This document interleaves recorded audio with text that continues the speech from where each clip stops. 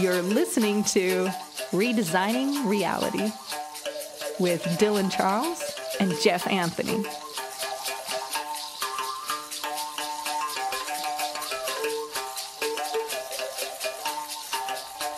Okay, well, let's kick it off then.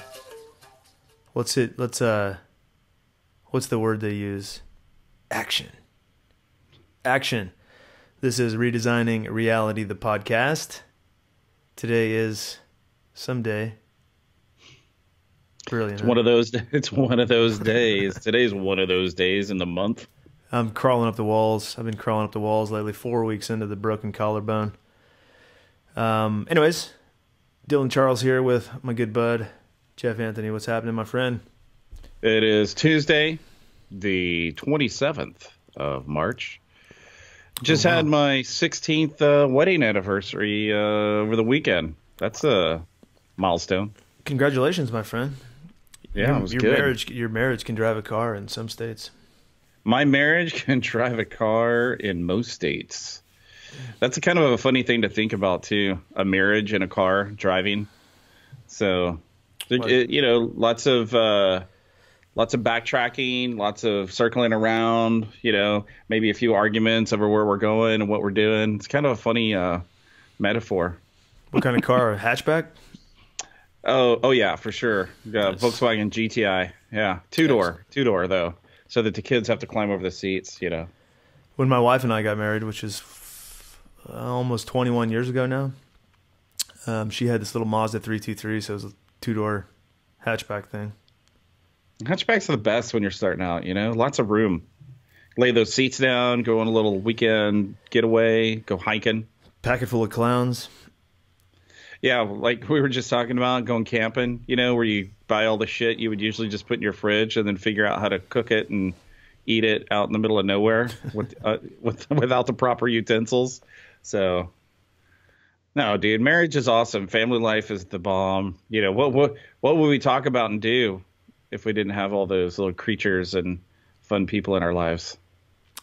I don't know. Life sure would be a lot less interesting for me, at least.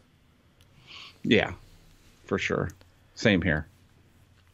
My son's into Rubiks Cubes these days. So he's got the 2x2, the 3x3, the speed cubes, the 5x5, and then he's got this thing called the Z cube or Scube or something crazy.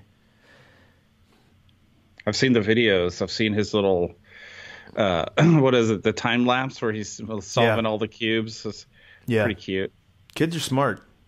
They are smart, dude. They're awesome. And it's even more fun when they find something that they're into, right? And they're kind of self-motivated and self-perpetuated into these experiences instead of you being like, yo, hey, let's go out and get you a Rubiks Cube. And then that thing just sits there. Yeah. It's always the thing that we decide they should do that just sits there. And then the random thing you would have never guessed that they like that, they love so much and never stop doing. Yeah, it's funny how they pick up things and stick to certain things, and some things are just right for them, and having 3 kids, you see like it's some element of random cosmic chance. So just it really is, dude. Kids are a neat kind of symbiosis of what life is like, like you would think you have the same parents, the same genes. There's going to be some kind of congruency there. There's going to be some kind of relatability. They're going to get along smashingly because, well, the smashing is when they're beating the crap out of each other. But you know what I'm saying? Like, you would think they would have more in common, but they don't. Like, my brother and sister and I are all completely freaking different, It was always funny. Well, I got them all into the 13-year-old daughter, 10-year-old boy, and the 6-year-old boy. They're all doing jiu-jitsu and judo. So they actually do get to smash each other when they go to school. There you go. They have permission to throw blows. Good, clean fun. Oh, yeah. Choking out your big sis. Choke him out. Yo, tap out, little dude. You're going down. That's hilarious. It's interesting because my 10-year-old son, his aptitude is more geared towards like individualistic sports like that, Mm-hmm. And he's a puzzle solver, like the Rubiks Cube. The puzzle. Like the Rubiks Cube's thing. And so jiu-jitsu is perfect for him. Right. And some kids, or some kids are really adept at team sports, or your son's into basketball, and my older son at least has no interest in that kind of stuff. The little guy's into soccer, I think, a little bit, but yeah. But this is, it's a good tie into something I've been thinking about a lot lately. You've been married for 16 years. I've been married for almost 21 years, and that's a long time. I mean, for me, that's pretty much exactly half my life now. And I don't know the statistics, but I know that a lot of marriages fail. Yeah. Like marriage isn't as much of a sure thing as it used to be. And, right. And accompanying that is this epidemic of fatherlessness. I've heard some people call it a dad-deficiency. There's another term. I'm laughing because there's always a term for. There's a term for everything. Yeah, dude. Sure. And then the term turns into a hashtag, into a meme. Hashtag double D. Double D. Well, that used to have a different meaning, but dad deficiency. Double D. No, it's true though, dude. Continue that thought. I like where you're going with this. Like an hour before we got together on this podcast, I was doing some research into something I saw. Just looking at ideas and whatnot for the blog wakingtimes.com. And I want to be careful here. Okay, I want to be real careful, Mr. Anthony. I'm about to say a couple of words here, and I want to make sure that these don't drive this episode. Don't hurt my feelings, Dylan. No, not about your feelings. I just don't want it to take this podcast episode off the cliff. Okay. All right, here's the word: mass shooters. We've done this before. Trying to trigger me there. Trigger words. Oh, triggered. That's a double entendre there. Hold on, I have pulled my headphones out. Now, the reason I say that, I was looking into something I had seen on the internet prior to this recording, and you know how people are trying to figure out, like there's the March for Your Lives and all this kind of, people are trying to figure out, what the one thing is, the solution. Yeah, because that's really where our culture is at right now. Everything is so instant gratification oriented that, all started with the one pill solution, and it's on changing. And on it goes. It's changing. It's changing for the worse, I believe, like really quickly as well. When I started blogging in 2011, people used to read 2,000, 3,000 word articles. Oh yeah. And now the format is people really want, top 3 things that you need to do right now to make everything better. Top 3 Kindle things. Kindle ebook. These 7 steps to a perfect life in less than 100 pages. Right. Yeah. Yeah, it has. Yeah, everything has to be extremely easy to digest. Right. And so people are always looking for that one thing that they can, that to them would solve the problem of mass shootings. And it's different for everybody. I mean, a lot of people fall into one camp or the other. I've got, I don't understand this. Why people think that spamming Facebook is the place to get your point across or to make things change. But yeah, you have those friends on Facebook that, every gun control thing they could put up about mass shootings, they slap up and they, talk down to everybody like, this is how it has to be. And then you have the guys on the other side of the fence. But anyways, people are looking for that one pill solution to everything, Yeah. And in mass shooters, they're always like, this is the cause of mass shooters. Some people think it's guns. Some people think it's pharmaceutical, psychotropic medications, antidepressants, all that gnarly stuff. And this is the first time I'd heard the perspective that one thing that all of the shooters, or a good number of the shooters, have in common is that they were dadless kids. Right. And so I started looking into that. Of course, I went right back to Columbine, and I was looking up Eric Harris and Dylan Klebold. And it looks like Eric Harris was, his parents lived at home. His dad lived at home, but he had a terrible relationship, or a poor relationship with his father. And I haven't found the answer to Dylan Klebold, who was the main guy. He was like the main instigator of that, atrocity. Right. And his mom did go, I want to say go public, but his mom did start doing interviews in 2015 or 16 or so, talking about, I think she even did a TED Talk, which is kind of interesting. Could you imagine doing a TED Talk, 15 years after your son does something like that about it, right? Right. But the common thread was that and like I said, I don't know if it's true for Dylan Klebold or not, but the common thread, according to this anonymous Facebook talker dude, anonymous Facebook personality, was that these kids, even Stephen Paddock, the alleged, or the let's just call him alleged Las Vegas shooter, had poor relationship with his father.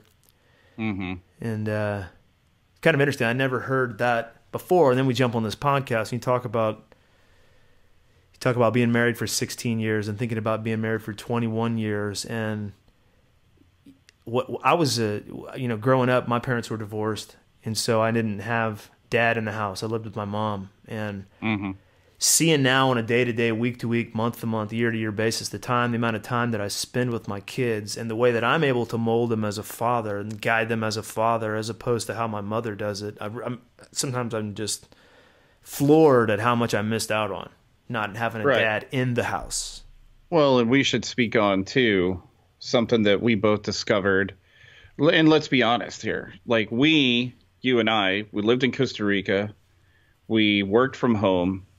And we were constantly around and involved in our children's lives. So I would say even from what I have observed since I've been back here for a little over a year now, is the connectivity and the proximity that you and I had to our children is kind of even way off the charts for what most people here have. Because, I mean, dude, you know this. I have friends that their parents have been married their entire lives. We're in our 40s now. Their parents have been married for 50, 60 years, and they don't have good relationships with their fathers, some of them, even though their dad was and a lot of them were, they worked on the farm and stuff, and they're like this, like, kind of Texas tough guy, dudes and stuff.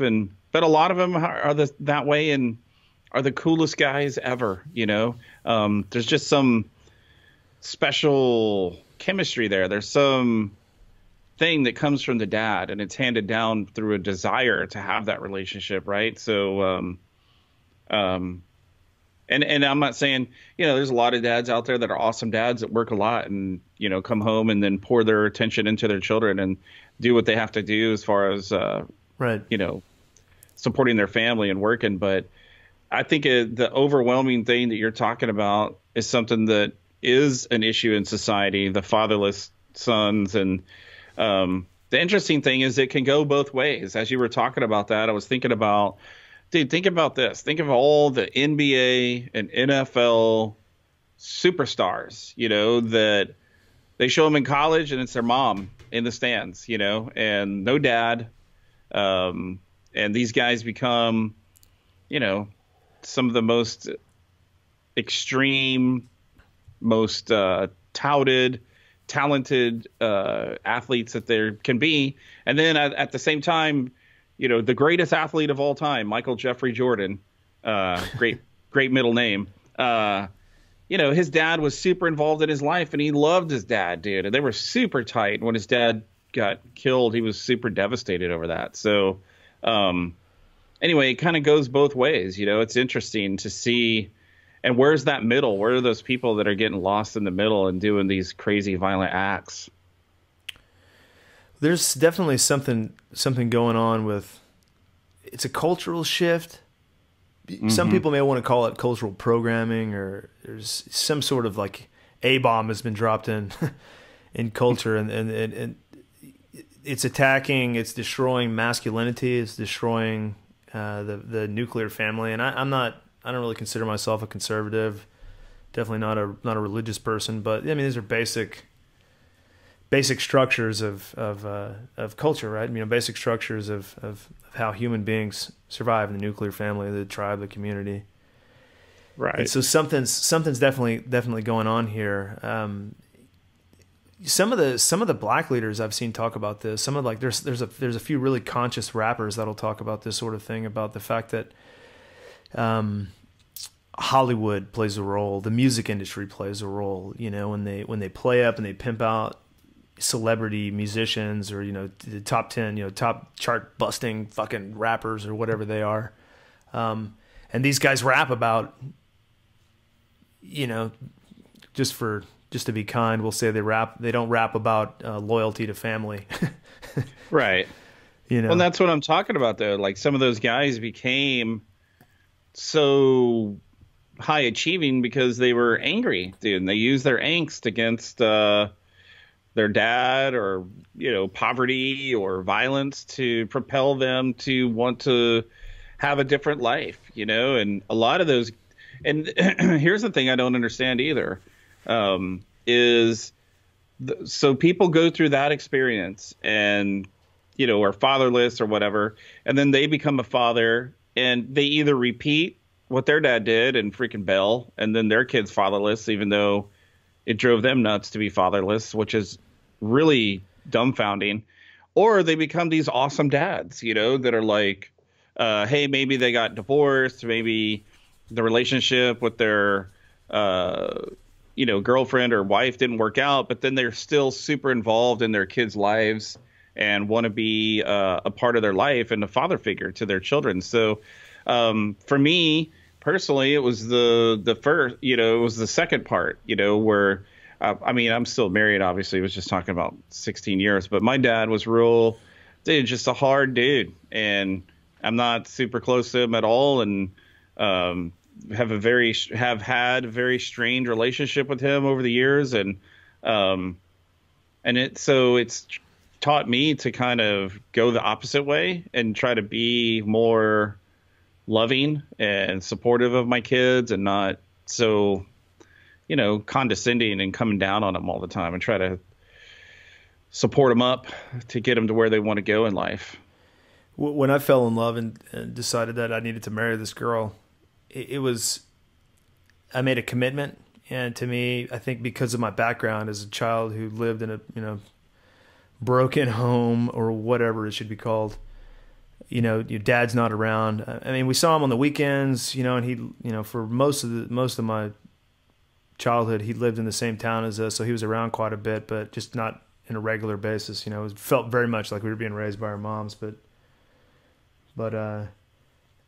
coming from that situation, when I fell in love and got married, it was like, okay, I'm 100% committed. I'm going to ride this thing through. And it was 7 or 8 years before we had kids, but when we did, it was like, okay, I feel that commitment growing, and it's like pushing, you know, making sure that I'm pushing myself to be honorable and faithful and loyal to my family. So it's like a generational swing in the pendulum, right? I can't say what exactly brought, you know, the split up between my parents, but it made me, like, that experience made me want to go completely in the opposite direction. I was actually thinking about that the other day. It was kind of funny how, like, the pendulum does swing.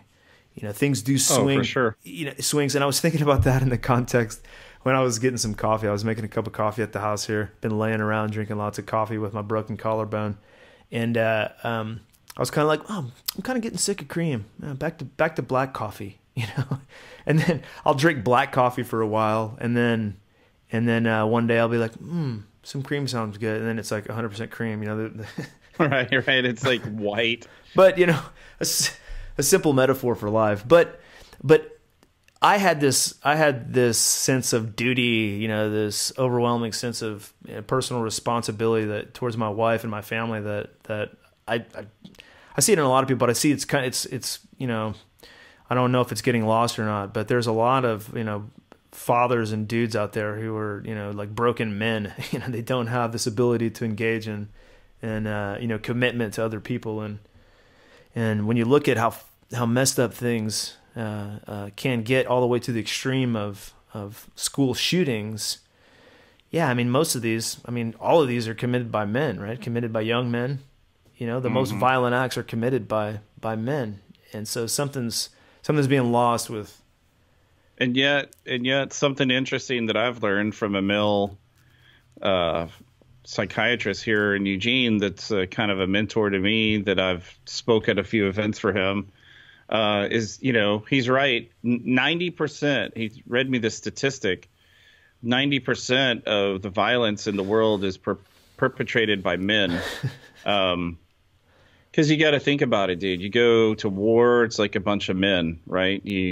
Domestic violence, it's usually men overwhelming the female counterpart, right? and there's still 10% in there for the women. They're getting their numbers in there. But then the whole point of all this was that 90% of the violence is perpetrated by men, yet most men are nonviolent, right? So that means that this small number of men that are the 90% are the overwhelmingly violent people in the world. So, and I want to say it was like a pretty high number. So of the 90% of violence perpetrated by men, it was something like 15 to 20% of it is done by just, like I just said, like by 15% of the men in the world. So that still means that 85% of the men in the world are not perpetrating violence upon their family and children and stuff. And so when you look at the grand scheme of things, life has gotten a lot safer over time, and one of the things you and I have talked about many times on private conversations is how, we live in a way safer world now than we did 50 years ago, 100 years ago, for sure. 100 years ago, people were pulling out their six gun and shooting each other over a disagreement in a bar, and that was accepted. Okay, well, he drew first and he's faster, so that dude's dead. Fuck him, So it was a fair fight. It was a fair fight. I watched it. That guy drew his gun. He shot him. So, you know what I'm saying? So, and then you go back even further to like kings and queens in the 14 through 1600s, dude, and the murderous ways just over religions and ways of thinking. And I want to get a divorce. I'm going to make my new religion up here. So, so Church of England and all that started because of, wanting to break from Catholicism because some dude wanted to, get busy with some other chick. So in a lot of ways, we have progressed so far. My point that I want to finish saying, and I want to hear what you have to say about it is we're just inundated, bro. And you know that as somebody who's in the media, we're inundated with the negativity of these things, a shooting or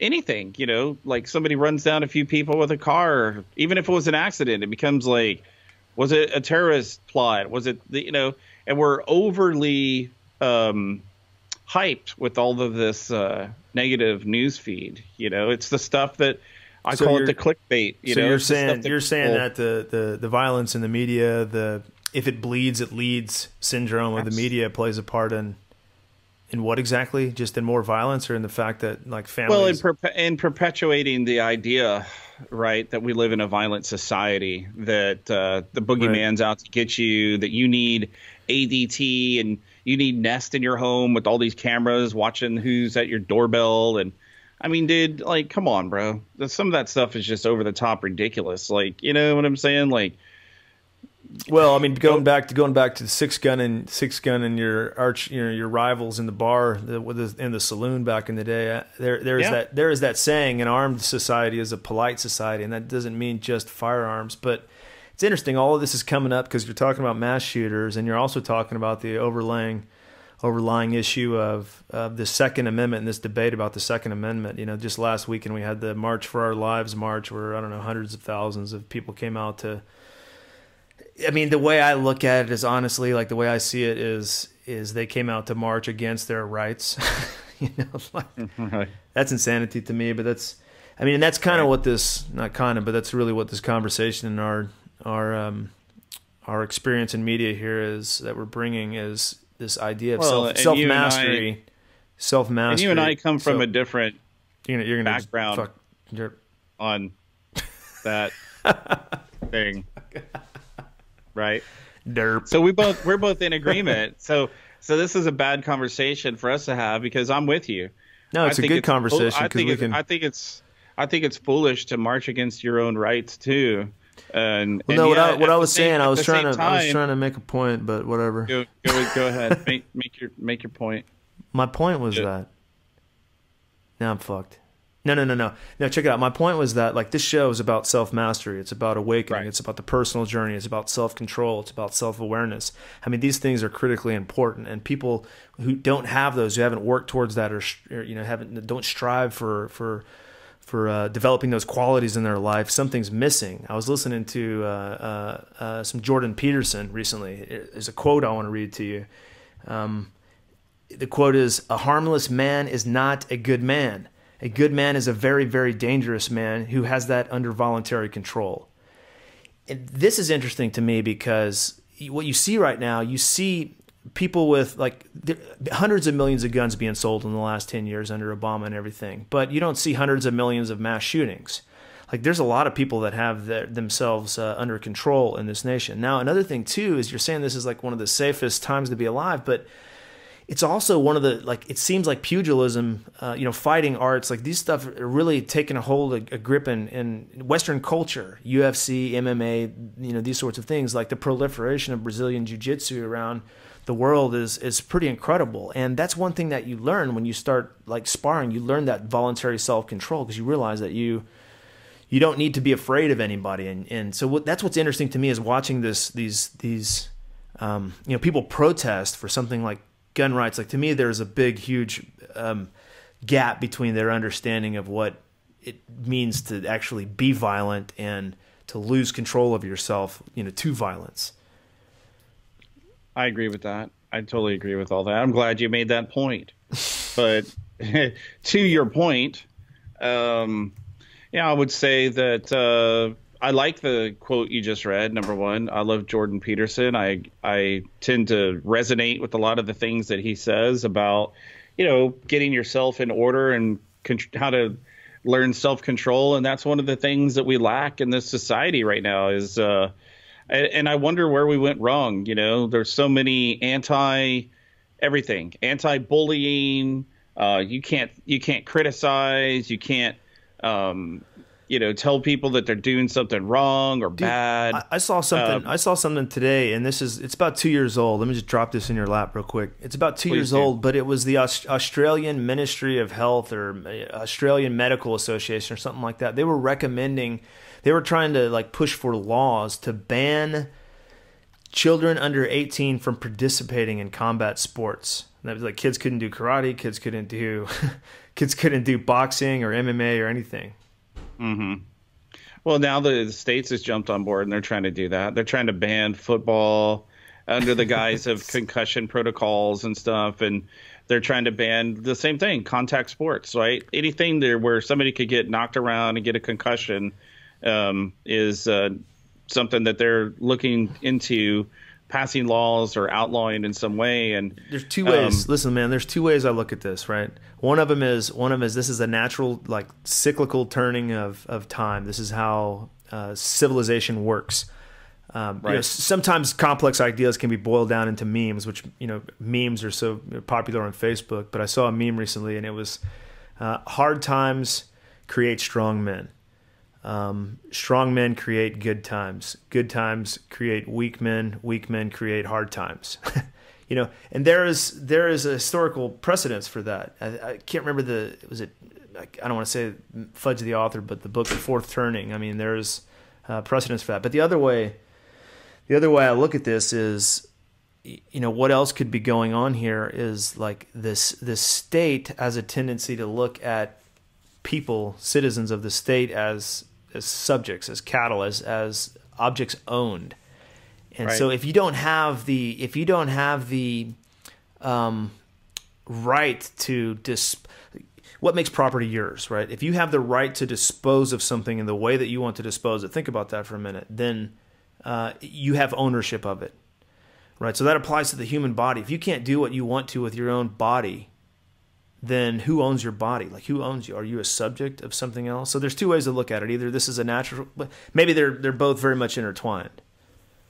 I think they're intertwined, but at the same time, people have to get themselves under control. And those, let me back up and clarify a couple things that I was going to say earlier. Alrighty. As we were jokingly talking over each other. It happens. Number one, I'm obviously with you. Okay. I believe people should be able to own guns. I believe people should be able to shoot guns and hunt and do all these things. Right. But then at the same time, yeah, dude, if you're a psychopath if you have some mental disability, you probably shouldn't be able to go out there and buy a gun, and if you're under 18, you definitely should. What are we doing with these kids around here, that have supposedly bought guns legally? And that all can be brought into question as well. Like, and what what are we trying to do here? What's the political push behind some of these things we're being told in the media? You don't know that that's necessarily true. But the point is, I'm not against background checks. That my wife and I were talking about all this stuff the other night, and I told her I have no issue with background checks. I have no issues with people wanting to own automatic rifles and all these things. I don't care. I agree with you. Auto you should or be able semi-auto? Full auto. I don't care. Like if you're a sane person, you know how many people have these weapons out there, dude? You know how many AR freaking 14s there are in the United States? 15s, Millions. And AR-15. Okay, 15, 17, AK, Yeah. AR, whatever. Yeah, that's what I'm saying. Like literally in the last 10 years, like the gun population has probably tripled or quadrupled. Well, and then you have people in the news saying that they should ban all semi-automatic weapons, and I'm laughing because I'm like, well, every freaking pistol that you've ever seen in your life is a semi-automatic weapon. You have no idea what you're talking about.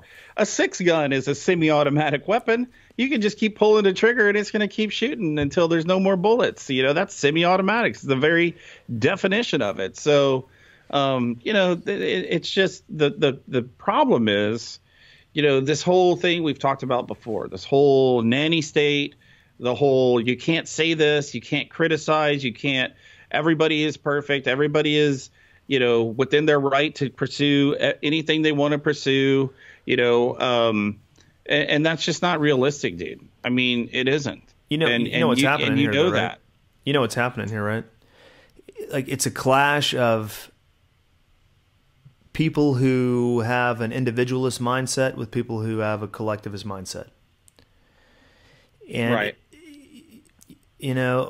Like I've watched some of these interviews from people who are out at the March for Your Lives and stuff, because, that's kind of a meme too. Well, let's just address that too. Like, dude, like we have to name it such a desperate name. Like it makes it sound like Yeah, right. You better get out there and march. It's a march for your life. You're baby. gonna die. You're gonna die if you don't get out in the streets and march. Like come on. Yeah, I mean, I don't know. It's troubling to me, but at the same time, I just laugh and like look at it. Like there's plenty of people that understand what propaganda is and that understand how people can be used for propaganda. And when you go and you listen to a lot of these interviews, I know that they're often skewed, but like people will go with microphones and cameras and be like, hey, you're out here marching today. What is it that you believe in? You want to ban what? And that's a whole kind of like YouTubers do that all the time, go out to public spaces and string together the clips and make people look like assholes. Yeah. But it is interesting seeing the comments of some young people, like we've talked about before. Like, do young people really have enough wisdom and experience in life to be making these decisions for somebody my age or somebody older, a retired veteran who maybe wants an AR-15 and maybe they have good reasons that they feel, and maybe it's none of your damn business to question or call into question their reasons for doing so. It's just none of your damn business, right? Like but that's right. It's the collectivist mindset is formulating. Jordan Peterson talks about this a whole lot, and it's really quite funny because like one of these interviews I was watching the other day at one of these protests, the girl was asked, I think it was a guy that was asked, and he, the interviewer was like, so you want to ban all guns? Yeah, I want to ban all guns. Okay, and so if a criminal comes into your house with a gun, and let's say you realize he's in your house and you go hide in the darkest place, your closet, and you grab your phone, you call 911, and while you're waiting in the closet for the police to come, he opens the door with his gun, and let's say you have a gun, would you shoot him? No, I wouldn't shoot him. You wouldn't shoot him at that point? Do you wish you would have had a gun there to protect yourself? No, I would not want a gun in that situation. Why wouldn't you want a gun in that situation? I don't believe that anybody should be shot. Well, the person who's about to shoot you does. It's pretty. Yeah. Then that's the whole. So you're willing to die for your beliefs, Yeah, I mean, that's interesting. But like that whole really interesting thing would be to put these people in a simulation where they could reach for a gun to defend themselves and then actually see how many people in a simulator would defend themselves, and I bet you the number would be extremely high. Right. It's about personal responsibility versus collective responsibility. I mean it's about self-preservation even more than that. Well, right? I'm backing up a couple levels to what we were talking about. I mean, no, and I'm with you. And it's like Jordan Peterson said, this is the mob mentality. And once you start playing into the mob, then you're going to you lose all bearing on what is even logical, because mobs, they're not logical. Look at what happened in communist Nazi Germany, right? Nazi Germany, Maoist China. I mean, these are like mob mentalities. Russia. Yeah. In that it was, but those are collectivist political and social systems at that time. And so people who advocate for those systems have to acknowledge that even in those systems, themselves or their best friends or members of their family could be swept up and killed by these very same systems. And they somehow have to reconcile that with the belief. And then, you unpack that a little bit and go back towards where we started with the fatherless thing. And yeah, I mean, I'm raising kids right now, and I want them to be responsible. I want them to be responsible for themselves physically, as an elementary school kid on the playground, right? Right. I want to, when my daughter was like, this is kind of a funny story. When my daughter was like 6 at school, she was probably 5 years old, man, at school in this cute little school in the mountains in Costa Rica there. And she kept coming home really upset. It was a little girl. She kept coming home really upset. And I've done martial arts for a long time.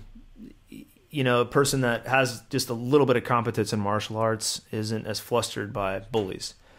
Right. But she was so little, and she kept coming home upset. And I'm like, what's wrong? What's wrong? And she's like, this one kid keeps, he's messing with me. And he's got like two or three little cronies that follow him around, and they pick on everybody, and they pick on me today on the playground. And I'm like, okay, cool. Well, here's what I want you to do tomorrow. She's like, okay. She's listening, Dad. I'm like, you got this? Listen. I'm like, okay. Not something I would ordinarily tell kids, but it kept happening. We'd talk to the teacher, and it's Costa Rica. It's kind of a vigilante kind of scene there anyways.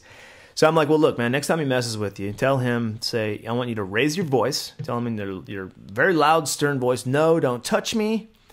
And if he touches you, tell him, say, I will hit you if you touch me again. And if he touches you again, knowing that he's been warned, then I want you to punch him as hard as you can in the stomach. And so we practiced punching and stuff. And this is a little 5-year-old punch. I probably wouldn't advise her of this if she could have hurt somebody. And so literally 2 days later, she comes back home and she's kind of flustered. And I'm like, what's up? What's going on? She's like, well, he messed with me again. And I'm like, uh-oh, okay, well, what did you do? She's like, well, I did exactly what you said to do, Daddy. And I was like, okay. Walk me through it. What happened? He's like, well, he came up to me and he pushed me and he was laughing at me or whatever. And I said, hey, and I put my hands up and I said, hey, don't touch me. Leave me alone or I'm going to hit you. And they were laughing and they were being mean and stuff. And so I punched him in the stomach as hard as I could. And I'm like, oh, shit, you actually did it. I'm like, oh, my God. I kind of felt bad. I just wanted to empower her a little bit. And then she goes and wallops this kid, this bigger boy. And he, and I was like, oh my God, well, what did he do? What did he do? Well, he started crying. Oh, okay. And then what did he do? Well, he and his buds, they turned around and they walked off. And I was like, wow, okay. How'd you feel? It was good. I had a good time. And then a few days later, she came back and said he tried it one last time. It's good. I had a good time. One last time. He said he was bothering me. I said, what did you do? I said, I was going to hit you. And he was like, okay, cool. And he walked off. He didn't want a piece of that anymore. You know what I mean? It's so. It's the same thing I've told my son, dude. I mean, Kai's a big boy and he's a good size and he's athletic and he does all these little ninja zone and all this little stuff and self-defense things and ninja zone. Yeah, he's had a few run-ins with some kids and I've just told him, I said, hey, dude, as life goes on, these things happen. And the most important thing is that you don't take it. You can remove yourself from the situation. You can tell them that you're not interested in their flack or their crap. And then if you've tried to remove yourself from the situation and they keep coming to you, I mean, at some point you have to decide if you're ready to stand up for yourself or not. And if that means, busting somebody off in the snot locker, then that's what you do. I've had to do it. It's not my favorite thing to do, but respect will be paid when somebody's nose is laying flat against their cheek. I mean, that's just how it works, and that's something that's Well, the thing that sucks is like you were to a point in our world now where people would be upset for you and me for saying that, but at the same time, self-preservation, dude, you gotta take care of yourself, And they go, I've had the same situation, dude. Costa Rica was one of those places, man. Like you go to the teacher, you have a little meeting, man. It doesn't matter. It doesn't matter. Doesn't matter. Nobody's gonna step in and defend your child, and you and I both know, dude, you're the minority, like overwhelmingly minority in the school systems there and in the country, and it's funny because my older son, same situation, man, like had to stand up for himself a few times, and he was more respected and the shit knocked off after he stood up for himself. And childhood is the time to learn this stuff, man. School is the time to learn. You got to stand up for yourself as a grown-up, dude. I mean, this stuff happens all the time as a grown-up, But that's the thing, man. Like like when you have people out here running around these rallies, I mean, they think that they're going to be protected by something else, man. That's what they're basically saying. Like somebody else is going to protect me from bad things. And that's just I want it to be the government, away. I want it to be the government or whatever. But I'm afraid of you being able to protect yourself because I don't fucking know how to protect myself. And that's scary in a scary world. Like you're saying, this world is, they do tell us all the time, this world is extremely violent. And when people don't know themselves and know how to protect themselves, then the propagandists and the mind controllers come in and sweep up a bunch of high school kids and convince, give them unlimited airtime on the media, but only I know. And then they're out there and this, I keep having this thought as you're talking, and I keep forgetting to express it. It goes back to the thing in the very beginning of the show when I was talking about that, 90% of the violence is perpetuated by men, but inside of that 90%, it's only like 10 or 15% of the men that are perpetuating the violence. So then these people are speaking about the amount of guns, right? Well, this AR-15 is, been sold to 3 million Americans own these things. And I'm like, okay, well, then that should tell you how in control the American culture and society is. Because if you have 3 million people with AR-15s out there wanting to massively gun down people in their freaking direct area, we'd be in a major shitstorm right now, wouldn't we? Be like Afghanistan. And what we've done is we have popularized, we have over mediatized, we have we've made these what do they call these people, like it's called victim fame or whatever. They're victimous. They're victim famous now because they have 300,000 people following them on Twitter because they didn't get shot at their school, and I don't understand that whole thing. And there's a whole lot of interesting facets to it. I've read a lot and I've seen a lot, and you've talked about the masculinity thing and how they're trying to demasculate men and how they're trying to all the different areas of life. There's so much gray area right now, and it's this huge pendulum shift, and it's going to swing back the other way.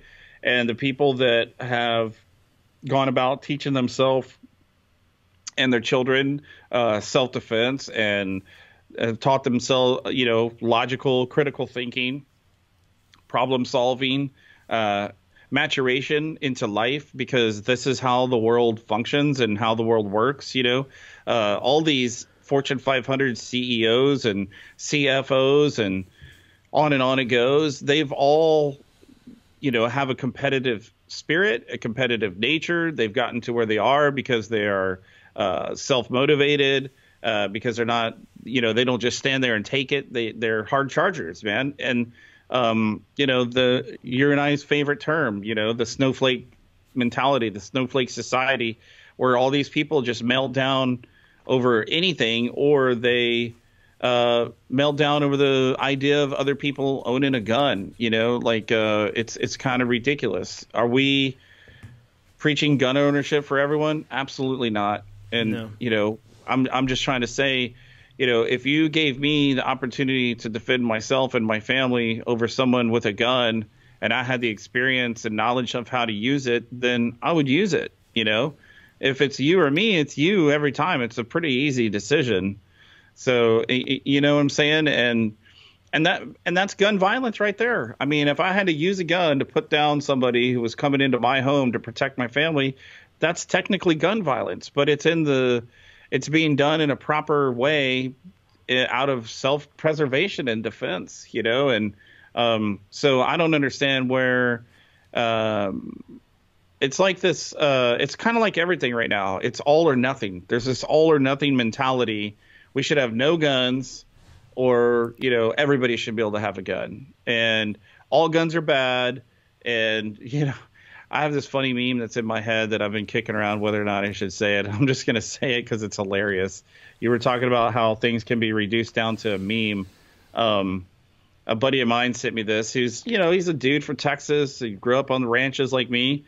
And this little meme, and it's a girl saying, I turned in my gun for because I don't want there to be shootings anymore.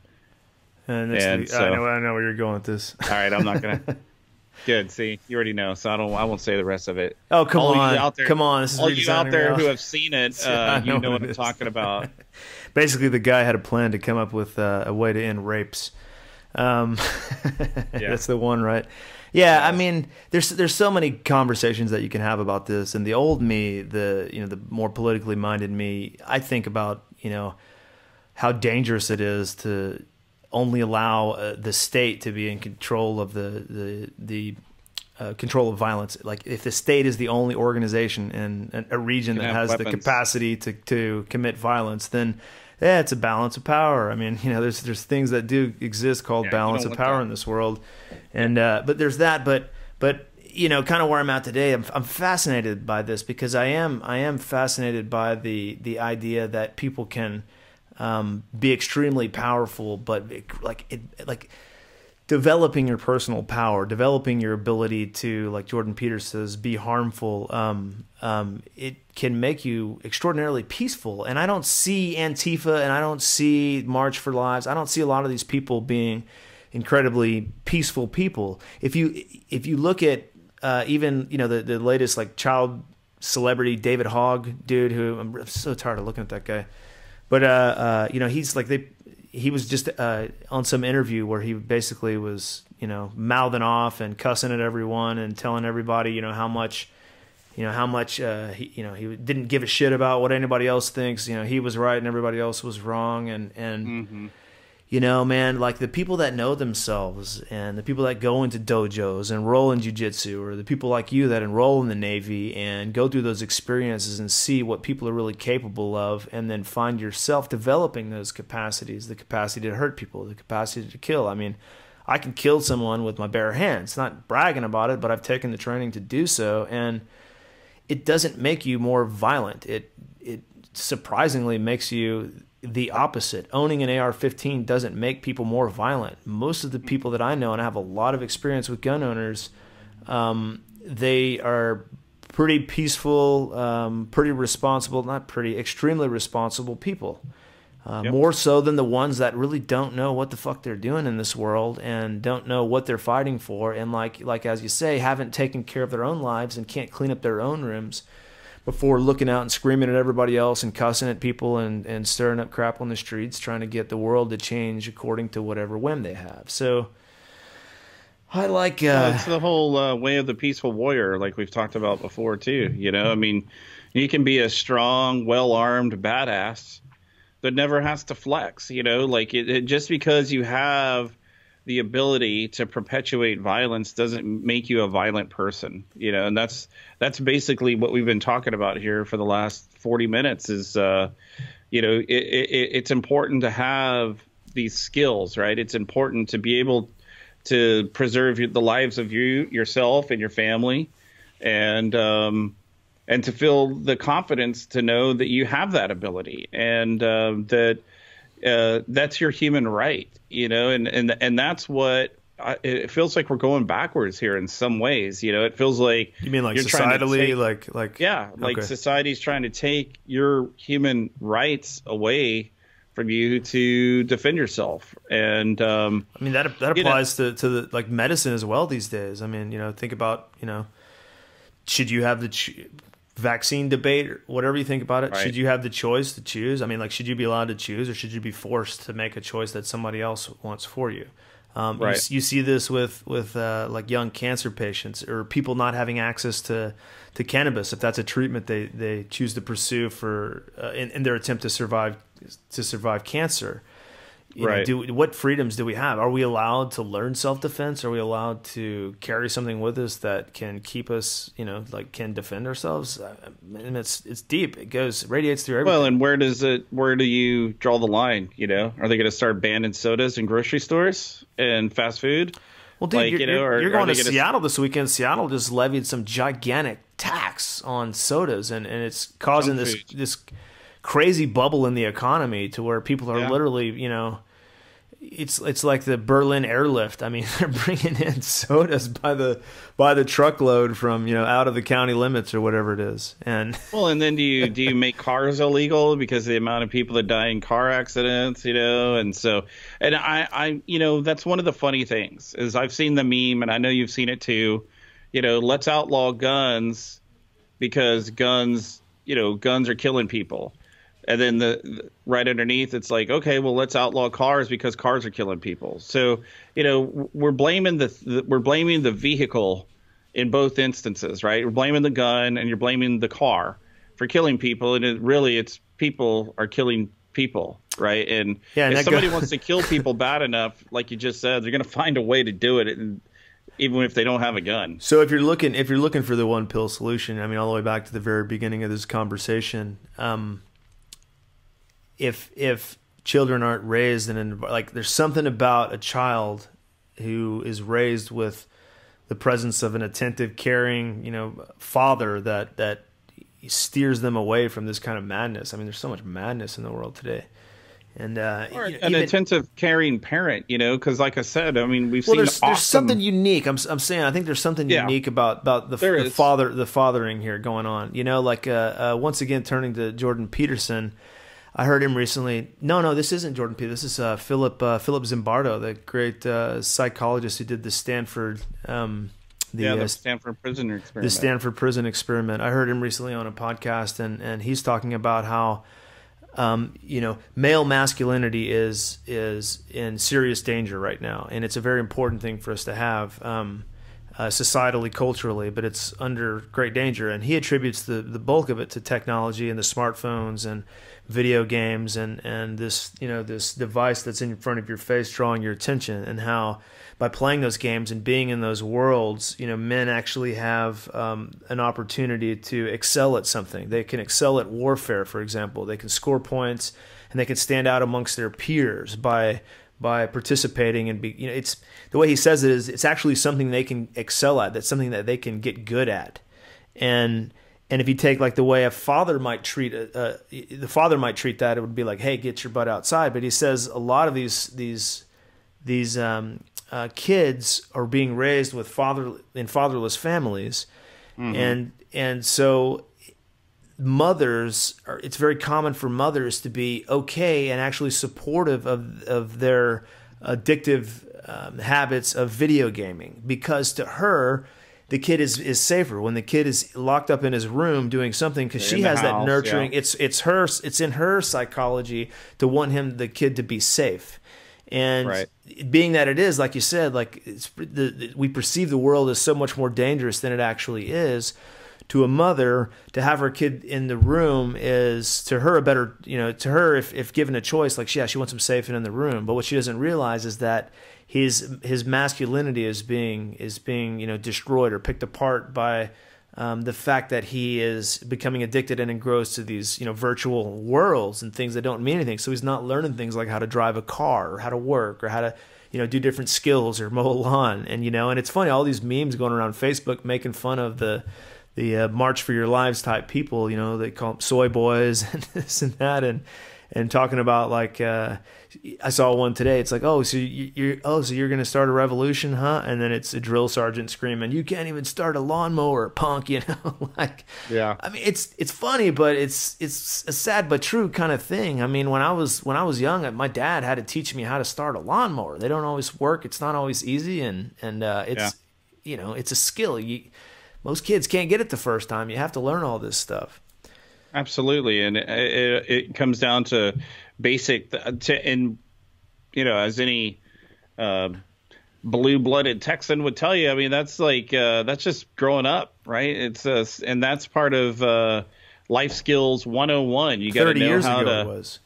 Right. Yeah. You know, like how many kids today wouldn't even know how to tie a hook onto a freaking piece of freaking fishing line, right? And then much less bait that hook where the bait didn't fall off as soon as they try to cast it. So, and those are all things, you know. I got my first pocket knife, I think I was 6 years old, right? And my first BB gun, I was probably 7. And we were outside shooting shit, you know, and when we weren't shooting the guns, we were shooting baskets, you know, and playing basketball or playing football or riding bikes way miles away from, you know, my house and my parents and didn't know where we were. And, you know, all those things, and things happen, dude. Remember that? I mean, you got a flat tire. Yep. You didn't tighten the little lugs up on your bike. You tried to pop a wheelie and your front wheel came off and you freaking crashed and had a bloody elbow. And man, dude, you picked your crap up and you walked home. There wasn't a cell phone to call mommy to come pick you up.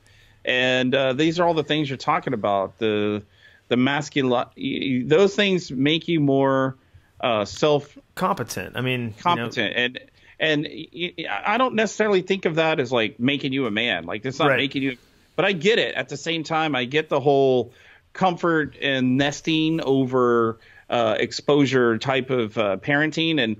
And I'm with you. And maybe it's because of where we grew up and where we've been for the last 10 years. But I'm like, you know, get the hell out of here. Go outside, ride your scooter, you know, bloody up your knee. Play some basketball, get mad at your friends and start throwing crap at each other. You know, it's all relationship building and it's good, dude. It's healthy, you know, and it makes you feel better about yourself. And you have like, dude, what story are you going to tell your friends? Like what level you got to on some stupid video game or whatever, dude? I mean, come on, there's more to life than that. You know? Yeah, well, that's a sign of the times. I mean, but like we said, the pendulum swings in both directions, and you could see the undercurrents of this, and they're starting to, you know, pierce through the propaganda. People are really, you know, values change pretty quickly. They can, you know, societal values can change very, very quickly, and you know, I'm not really impressed with a lot of the arguments I see for the March for Lives. I'm not really impressed with a lot of the people and stuff I see. I'm not really impressed by the whole celebritization of victims, like you said. And I'm not really impressed with the fact that celebrities, you know, with these giant social media platforms and whatnot, use their prestige or their reach, if you will, to you know, to support, you know, like political causes that are obviously so far. I mean, I hate to use the word left wing. Well, it's the Kardashians of the world, right? Like you telling me this Kylie Jenner person, who how old is she? Like wasn't like 5 years ago? Wasn't she like 10 or something? You know, and like these are the people telling people that you shouldn't have guns and you know how to think and what you should buy and what's cool. Hey, look, this is cool. And now you got, you know, corporations that are losing, like their stock takes downturns. Like some of these influencers, they call them influencers, right? Which that's a dangerous term. Say, oh, Snapchat is so boring, and I don't even ever get on there anymore. Billions lost. Yeah, billions of dollars lost because some freaking 20-year-old kid said, "Oh, that's so yesterday. I haven't opened my Snapchat in like a week." Man, I see like these like collectivist movements. I mean, they really are about like disempowering people. I mean, on a bigger level, but even in like on a very literal level, you know, like take away your gun, disempowering somebody, but also on like a more figurative level of disempowerment. And man, like if you're listening out there, it's so good to be in control. It's so good to feel empowered, and you're not going to do that by petitioning government to be, you know, to, you know, give you some sort of level of power. But like you can teach yourself things. You can learn how to fight. You can learn how to shoot. I mean, these things don't have to be looked at as bad things. I mean, my message with Waking Times and stuff has always been one of self-empowerment, personal empowerment. There's so many ways to do that, whether it's spiritual practices or, you know, going to the gun range. I was listening. Well, and it goes back to our episode from last week about personal truth. You have to find your personal truth, man. Get off of the social media. Get off of the giant MMO, massive collective way of thinking because I'm a level 48 warlock and whatever. Dude, go outside and be like, yo, dude, I live in Seattle. I like a Coca-Cola. So go drink a Coca-Cola, man. Do your thing, Or, hey, man, I like going to the gun range and shooting my gun. I find it therapeutic and it hones my skill. Then go do that thing, And stop letting people that are influencers influence you and find your truth and find the things that work for your family. It's think about how fragile that our society is at this point, that even the businesses in our society, they're a metaphor for the people. So we have Instagram and Snapchat that are so flimsy. They're so fragile that one person or two people can say, hey, I don't even use that anymore. I don't like you anymore. and their stock plummets by billions of dollars, right? So if that's the society you're buying into, man, you're in for a roller coaster ride from hell, And I would encourage people and our listeners, like we were saying, man, find your truth, like we were talking about last week, and get off some of that stuff and make your own influence your own life instead of letting Kylie Jenner or who knows, whoever it is, influence you, It feels good, man. It feels good to be in control of yourself, and it feels good to know. I mean, I was listening to a Jocko Willing podcast recently, and he talks about Jocko and good. And he talks about how like his worldview changed a few times. Once when he when he was younger and he started learning martial arts and whatnot, and he realized, okay, cool, I go out into the world right now and I'm no longer afraid of that fear of getting into a fight or whatever isn't, it's just no longer present. I have so much more freedom than I did. And then he actually goes off to combat and he comes back and he's like, okay, I've been in the worst possible scenarios you could be in, and I know myself more. I know that I didn't fear death so much that I cowered and hid. I took care of my responsibilities in that situation. And knowing that kind of stuff about yourself, man, so powerful. I mean, even like, I got a lot of that through plant medicines. I mean, it sounds, combat or plant medicines, two totally different extremes. But like with Iboga and ayahuasca, when you go deep into those medicines, I mean, you're doing, like we talked about in shows prior, you're doing spiritual warfare. You're engaging in uncovering very deep,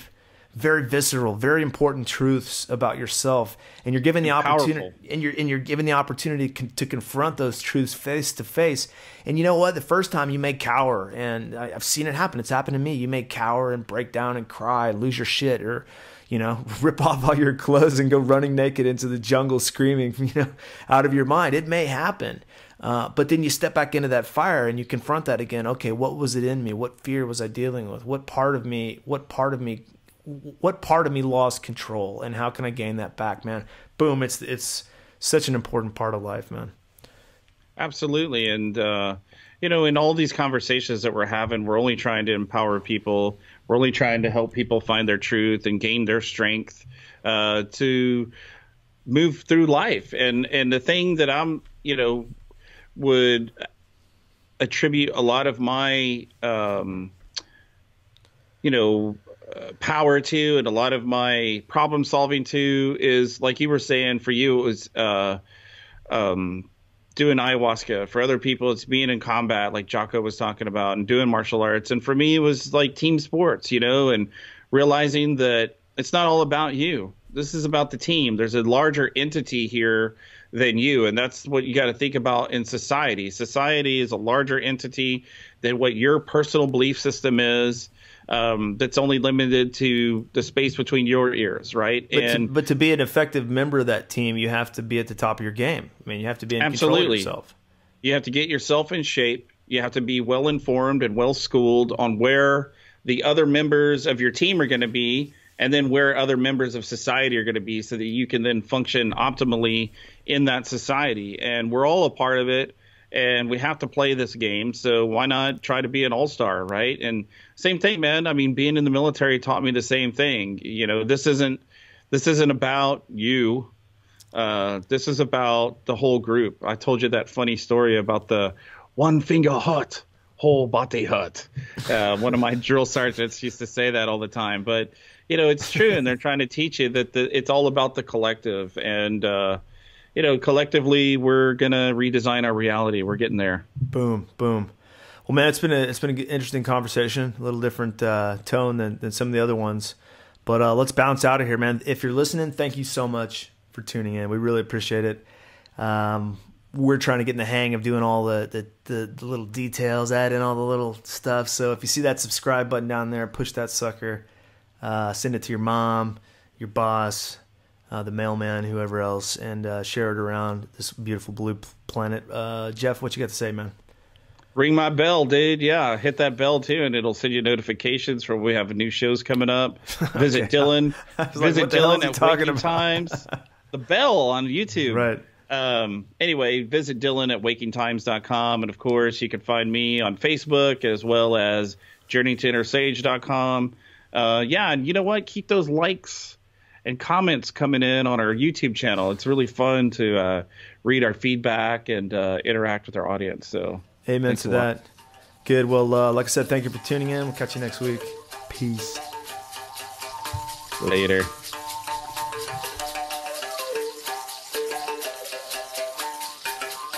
You've been listening to Redesigning Reality with Jeff Anthony and Dylan Charles.